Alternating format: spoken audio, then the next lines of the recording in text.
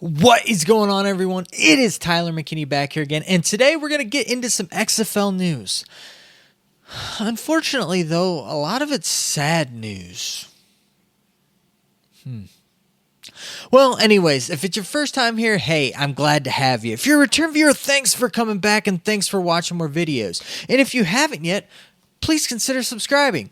All right, I kind of joked around, but seriously, a lot of the news that we have today is just kind of sad, and it's just kind of stuff that you just don't want to report about, especially as we're getting closer and closer to the start date for the XFL. And so, we got to cover it. So anyways, let's go ahead and let's start with a little bit of a cheery kind of a news, and that's that the BattleHawks have decided that Jordan Ta'amau's gonna be their starting quarterback. So yay for him. We already knew that was gonna happen. I mean, he's been playing great for them. We haven't seen any indications otherwise. So listen, it's just all around, it's a good thing, especially for them to name him the starter. So right now, he's kind of the second official starting quarterback that we have in the XFL. So that's pretty cool. All right. Now let's go ahead and let's start down kind of this kind of trail of different news in the XFL. So it came out that we found out that the XFL is not going to be testing for marijuana. So, it's something that the NFL does do and are pretty proactive about. I have a couple takes on this, and I might have more of a maybe a traditional old school type of a feel when it comes to this type of a thing, but federally it's still a controlled substance. And so, with that, I really don't want to see anything with that around, sports at all or anything like that. If it becomes completely legalized throughout the nation, that might be one thing. We can talk about that later. But with it still being what it is and still considered a drug by the United States of America, I'm not a fan of kind of getting it around any of the league. Now, for the XFL, there's a couple takes that I have on this. The first thing is that the XFL came out and they said that they were going to be clean cut. And no, this doesn't tarnish their record or their name at all. But it was kind of something that they were really trying to, make this the kind of clean cut league. We're not going to be the NFL. And all of that. So on one hand, I'm kind of like, you kind of did say you're going to do something, and even though you're not really going the opposite with it, you're not really being vigilant and saying that, you're going to try to be a clean-cut league. You've done a very good job with policing most things and that with it. So I'm not, again, I'm it's kind of like the whole, we were talking about yesterday with, the whole thing of having the women on the officiating crews. I love it. I love the fact that they are. Just the way that it was done, I just wish they would have done it differently. And here it's the same thing. If they said that they're not gonna test for marijuana, it's something that the NFL's had huge issues with, and they've had a lot of player personnel issues with marijuana as well with it, and so. It's probably something that they probably should have paid a little bit more attention to and probably, had their hand in. But I do get the fact that, listen, if guys want to go ahead, they want to, use marijuana, or I know that there's a lot of byproducts, a lot of different, medicines, creams, and things that athletes, especially athletes, use, to help heal their bodies and get relief. So I get kind of some of that with it. And so if they're an athlete that wants to use that stuff, and, then the XFL is a perfect place for them, and the NFL's had those players in the past that kind of, have fallen out of the league because of, their use of marijuana and not, and then, not wanting to play anymore or whatever. You had your Ricky Williamses and that with it, so I get kind of the upper hand type of a thing that you get here with it. Again, it's kind of one of those things to where, I'm not, like I said, you usually try to stick with where we are federally in that with it. So not really a whole lot here. Like I said, you can kind of look at it if you're a big, fan of legalization of marijuana. Hey, looks like the XFL just made a fan of you. If you're not, it's not like it's a huge deal. I don't know if we would definitely put it on the same level as PEDs, but this is just more information with the XFL. So you take it for what you think. One, good or bad. And, that kind of rolls into our next little bit of information that we have, which is the start of the really sad news. Antonio Callaway, who was a guy who we know had some issues with marijuana and is, really trying to really make his career, jump started through the XFL, and it really looks, in all intents and purposes, like he's really trying to do that. And it's just sad because it came out today that he had a leg injury, and we really don't know the extent of that. It looks like he was going to be a really solid wide receiver for the Vipers, and Trestman and then they don't really know the extent of his injury. He injured his leg in practice. That was about all we got. We didn't really get any indications on how severe it was from Trestman. It's just sad to see that because this was a guy who had kind of been through his hard knocks, and it looks like the XFL was going to be, is going to be his ticket.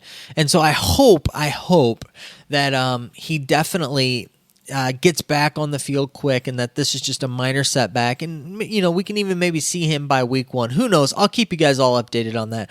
And continuing on that whole injury type of a thing, this is just sad all the way around, and I don't know what to think about this. So Garrett Hartley, he was a former Saints kicker. He's had some issues with his neck and that, and so he had he has an artificial disc in his neck, and he was signed by the Seattle Dragons, and the Seattle Dragons actually let another kicker go and cut another kicker to bring him on. He was kicking phenomenally.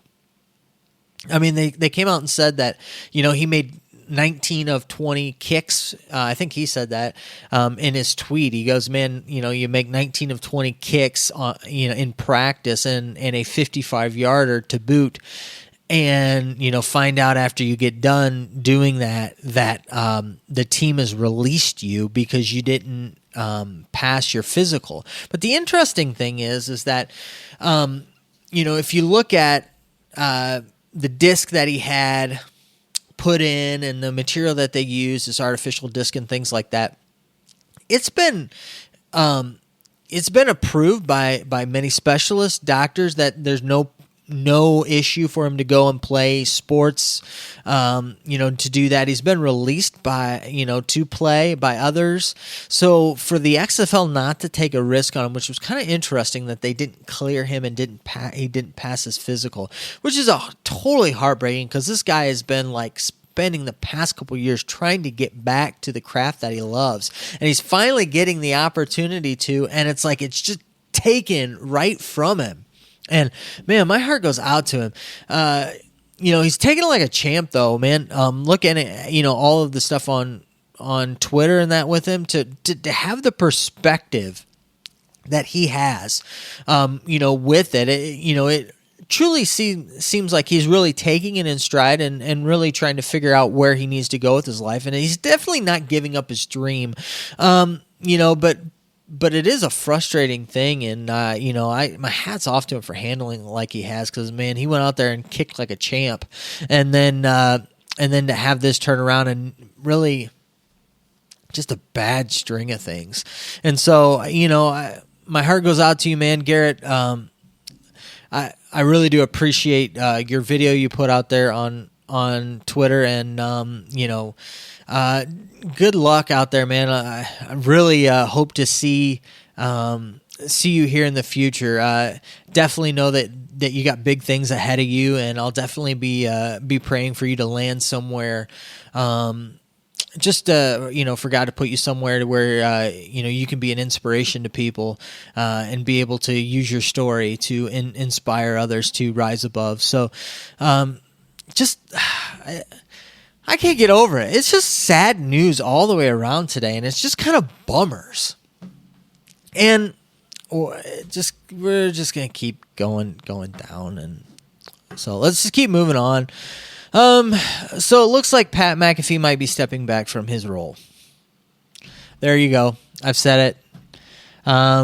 Yeah. You know me, I'm a big Pat McAfee guy. I think he's done a great job with the show. I love his show. I love his kind of his perspective, the way that he just comes out, he doesn't hold anything back. He's very spontaneous. He's who he is, and very knowledgeable at the same point. It's not like this is just coming out of nowhere. He's just talking out of his rear end. He has something to say, and it comes from a place of knowledge, and so I really do appreciate it. Well, it looks like he might be stepping back from the role of this field analyst thing, and it looks like the field analyst might not be exactly what they told him it was going to be. It looks like he's going to be kind of just not really knowing exactly what's going on, and it looks like he's going to be fed more information than him being allowed to just kind of do what he wants, to do his thing. And if that's the case, I kind of don't want him in that role anyways, because that's not Pat McAfee. So I hope that ESPN, listen, he's going to be doing the first game. He's going to be doing the first game, and they're going to see how it goes. So if there is some silver lining to this whole ridiculous video where I'm just down in the dumps, it's that he's got one chance, and ESPN, you have one shot to get this man on your crew and to get him feeling comfortable and allow him to do his thing. Because if you restrain him, then you don't want Pat McAfee, because that's not him, and you're not going to get anything good. So if you want him, loosen the reins, let him do what he wants to do, and you will have gold. I'm just telling you that's what's going to happen. But it looks like if that doesn't work out, that Cole Kublik, I guess he's an SEC guy. I don't know. Not an SEC guy. So I guess he's a field analyst for ESPN with the SEC. But it looks like he would be taking over that field analyst roles. But the reality, if the field analyst roles aren't going to allow Pat McAfee to do his thing, I really could care less about having the field analyst. Especially if it's going to be some, scripted, told what to do, questions to ask. It's going to be pretty much like asking a coach, the questions before, right going into the half and right after the half. It's like you might as well, not even ask the question, because you know what we're going to get. So, I hope that this turns around. I hope we really do get Pat McAfee in Pat McAfee style with this. That's the silver lining for me with that. And the last little bit of news that we're going to cover today, because I really don't think I can take any more Debbie Downers. I've just been getting over being sick and just was getting back excited, back into doing things, videos again, and all of this crap happened today for the XFL. So the last thing, and I'm just going to lay it on you. The ESPN's come out, and there's not going to be any XFL fantasy football. They're not going to do it this year. What does that mean? I have no clue. Really what it means is that you're going to, if you were looking forward to doing that, playing that, having some type of free game like that's probably, not going to be something that's going to be happening. Now, you do have, I think it's Alt Sports, and, they've kind of set something up to where you can kind of manage your own, football, fantasy football league through them. I don't really know a whole lot about it. I've kind of looked at their site, not played with it a whole lot. But outside of that, it looks like if you like doing kind of the whole like DraftKings, FanDuel, like the pay, the dailies type of a thing. I don't know. I don't do that kind of, sports type of fantasy. So, you're definitely going to have that. So if you want to get into that sports betting and that type of thing and play those type of games, it looks like that will definitely be available, and that there are more kind of groups jumping on with that. And it looks like we'll get more information as we go. But it's just kind of a bummer. So we'll see what happens. Who knows, though? I might have some special information for you guys if you are into traditional fantasy football and want to do it online. I might have some information for you guys, hopefully next week or so. So hopefully maybe we can get some information out there, and you might have some cool stuff with that. So, little shimmer of hope there. Anyways, I think that's about where we're standing. Who knows? But tomorrow might be a better day. And that's how we're going to look at it, and that's how I'm going to kind of finish this out.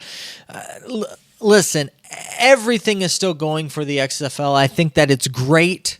I think that all is coming around. I think it's looking good. It's just that we kind of took it on the chin today. It was just a lot of bad news. So, yeah. Well, I guess I can say that the possibility of Landry Jones coming back for week 1 is looking pretty good.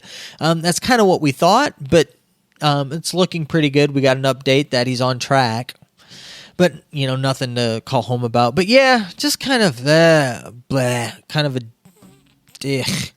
Yeah, hopefully we don't have any more of these days before the season starts, because I want to stay excited. I don't want to be talking about guys getting cut and getting injured and that. That's never fun. So, all right. Well, anyways, guys, that's my thoughts. The question is, what do you think about this whole mess of a Debbie Downer, terrible kind of day for the XFL? I don't know. Let me know down in the comment section. I love to talk with you guys, so let me know your thoughts and your feelings. All right. Well, I know that you're busy, and I know that I'm busy, so let's get on out of here. You have a good night. Bye.